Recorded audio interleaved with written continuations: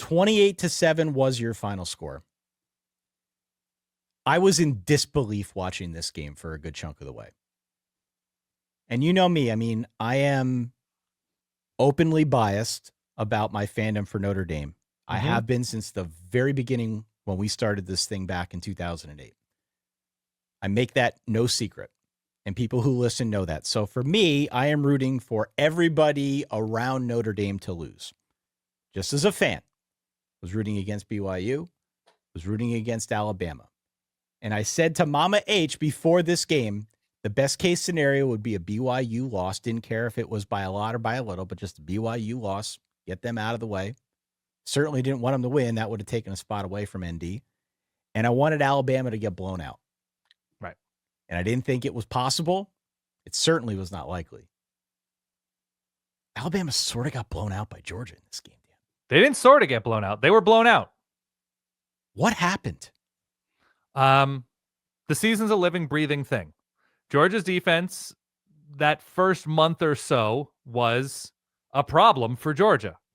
And over the course of the season, the Georgia defense got better. Gunnar Stockton got better. They were able to figure out how to navigate with key injuries, right? They're down their center. They were down Colby Young in this one. They were down, Noah Thomas in this one as well. They're able to figure out their depth. They're able to bring in guys like Chauncey Bowens for bigger and bigger roles. And their defense grew over the course of the season. All at the same time, Alabama looked like a team that struggled to put away Auburn. Alabama looked like a team that struggled to put away or got lucky to beat South Carolina. Alabama looked like a team that wasn't in command week to week like they seemed like they would be after at least their win against Georgia early, even though it wasn't a great second half in that game offensively. And they just could not find a rhythm, whether it was the running game, whether it was Ryan Williams disappearing, or at least Ryan Williams was abandoned in the passing game. Ryan Grubb never got in a really good rhythm with this offense. Ty Simpson looked like he was in disarray as he was trying to figure out the lack of protection in front of him against Georgia. Georgia was stronger. They sat on them in the second half in that very Georgia way once they get that lead and just converting 3rd and 4s after 3rd and 4s. Georgia just had a plan for everything, had the speed, had the aggression, had the confidence, and had the know-how to look at this Alabama team and say, I don't know, we just have this. I don't know. We can make the plays in special teams. Zachariah Branch had that big, it was a punt return, I believe, to set up really nice field position. They intercepted Ty Simpson. They weren't afraid of Ty Simpson. We made that joke, the Home Alone joke, like, I'm not afraid anymore. They just weren't afraid of him at all, it seemed. They played with kind of a very specific violent abandon that suited them super well. And Georgia just kept growing throughout the season, and it showed in this one. I mentioned this on Thursday when we talked about this game. And shout out again to our friends over at Game on Paper for the job that they do with kind of chronicling these stats as the games are going on. But if you go back and look at the first time these teams played, all of the most important plays, the plays, let's say, that swung win probability the most, 8 of those 10 plays were on the Georgia side.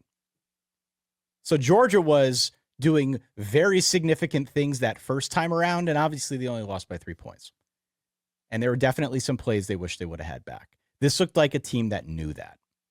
A team that knew that they were close, that they felt like they were in a good spot, especially as they've developed now over the last month, 2 months of the season. And they came out there, they blocked a punt, first quarter, got a touchdown. Mm-hmm. Then they got an interception. They take a 14-zip lead into half. They go up 21-0 right away in the second half. And suddenly we're all talking online, like, does this change the way that we view the back end of the playoff? Does this change how we view the SEC? Does this change, more broadly speaking, how we view conference championship games? I mean, this really, truly calls a lot into question. Even Zach, our wonderful and incredibly talented short-form video editor, which, by the way, if anybody needs a guy, hit us up, solidverbal@gmail.com. I will give you Zach's info. He is the best. Zach's a Bama fan. He was even questioning the black sweatshirt of death. Yeah. Saying in our Slack, hey, can he change into a white hoodie, please? To Green, change the way purple, this thing is going. blue. Yeah. Any color other than the black. Yeah. It threw everything into a blender. Georgia dominated this game. They dominated this game. They held Alabama to 3 of 14 on third downs. Bama finished with -3 yards on the ground. And if you take out all the sack yardage, still just 26 yards on the ground. They have not been a good running team all year. They've been very one-dimensional. It was part of the reason why I like Georgia. No Jam Miller, to be fair. No Jam Miller. No Jam Miller, but they weren't a good running team for most of this season, Dan. Right. Agree. So Georgia just absolutely dominated this game. And I think raised a lot of questions now with what we do with Alabama. I was blown away by the effort we saw from the Dawgs. I was left sort of shrugging and staring almost like hopelessly at my hands, trying to figure out what do we do with Alabama? Yeah. What do we do with Alabama now? What does the committee do with Alabama? This is the conversation we're having now. You don't want to go through other games first? We're doing this? Well, we're here. We're here. What would you do with Alabama? I think I'd be fine with leaving them out. I understand that it's a disadvantage in this specific scenario this year to play in this game. But if we're going to have Woody Harrelson lecture us about the prestige and the honor and the unique nature of playing in the SEC championship game and how important and regal and how much of an event it is for the masters of this sport, that it's a privilege for Alabama to be in this game and have the opportunity to win the SEC, that it's a meaningful game. And Alabama didn't even come close. No. Alabama didn't score. They had 0 points until the fourth quarter. Is that correct? Fact checking on that. That's correct. So they didn't get into the end zone. Yeah. And I just think, as much as the conference championship idea feels very old suddenly in the 12-team playoff era, the game happened. It wasn't Alabama's 10th SEC game. It was Alabama's 9th conference game. A lot of teams play 9 conference games. Some play 10 conference games if you end up in the Big 10 or the Big 12 championship game. Or you're like that weird ACC team in North Carolina who schedules, the Wake Forest, North Carolina game that's technically not a conference game, but because you want to keep the game alive. What a weird friggin' sport. Right. No, it's very strange. But game happened.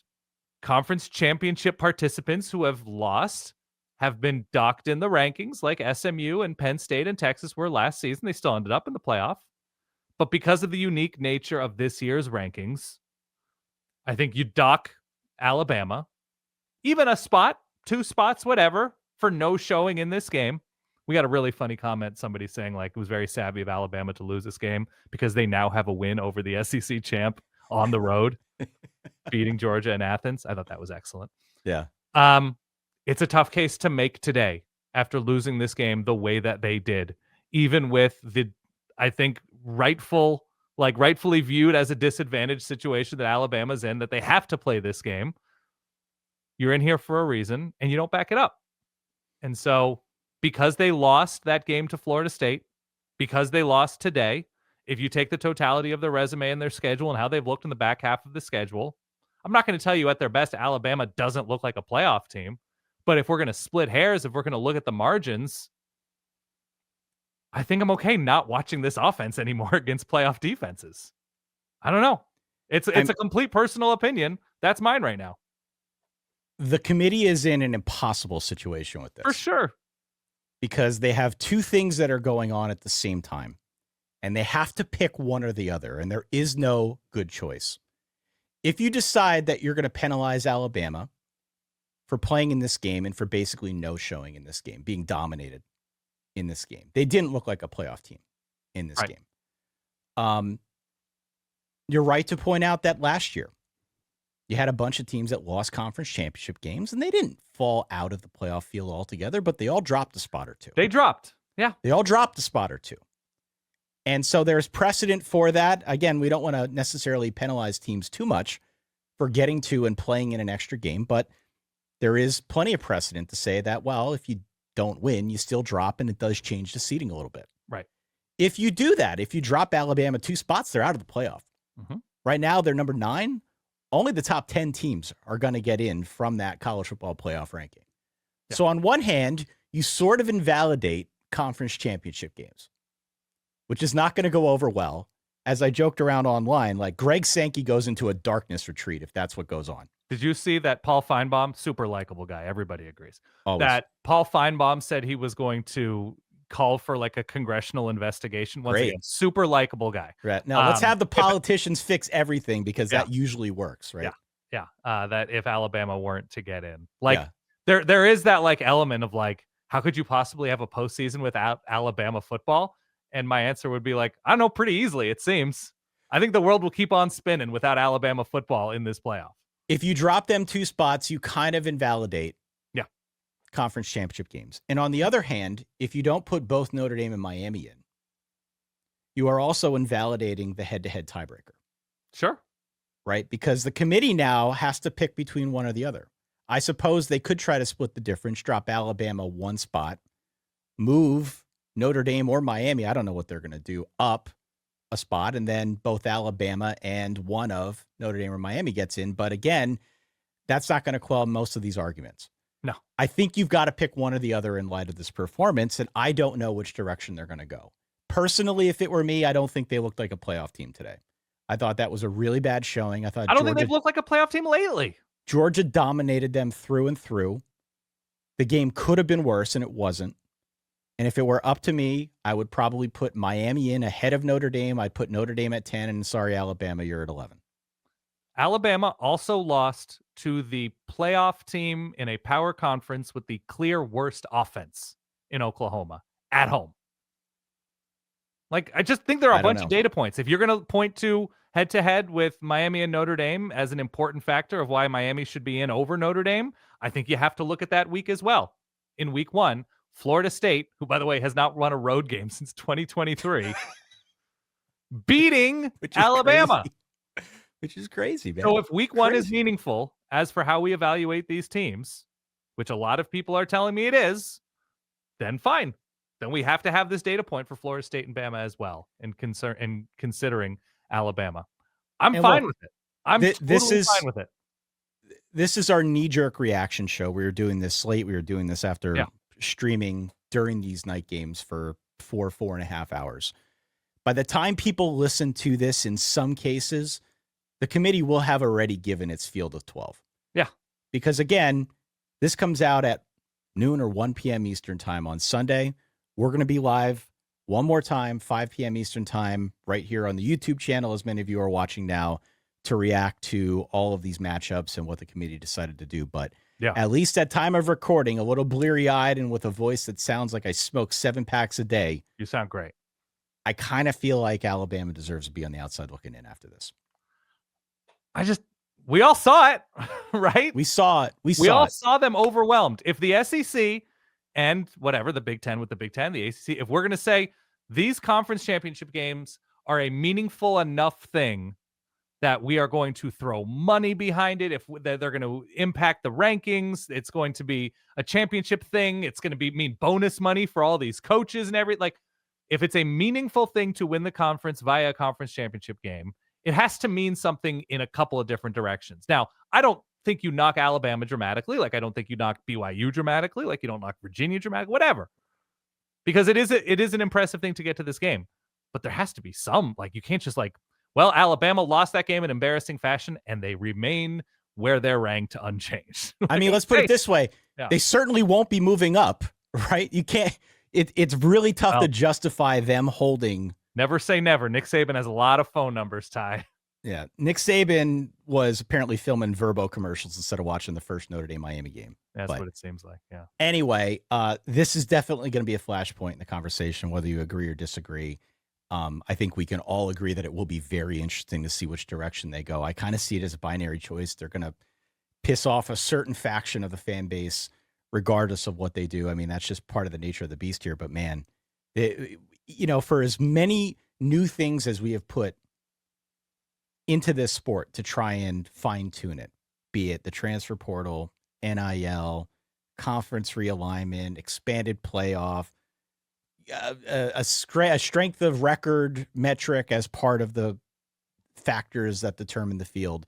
No matter what we try to do to make this sport less complicated and more straightforward, We keep coming up with these fringe cases like this that throw the whole thing in a blender, and it's crazy. So yeah, and they'll change something, and they'll say, well, we're going to change this tiebreaker. We're going to change the way these teams are ranked. We're going to change how many conference championship get in or whatever.